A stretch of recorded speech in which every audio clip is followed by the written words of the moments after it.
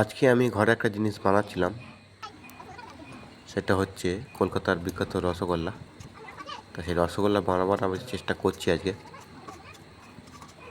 চেষ্টাটা কেমন সফল হয়েছে আপনারাও দেখুন। এই যে ছানাটা ভালো করে আমি চোখটে নিয়ে এই গোল গোল এখানে করে নিচ্ছি। সবকটা গোল গোল করে নেবো, বেশ ভালো করে গোল করে নেবো।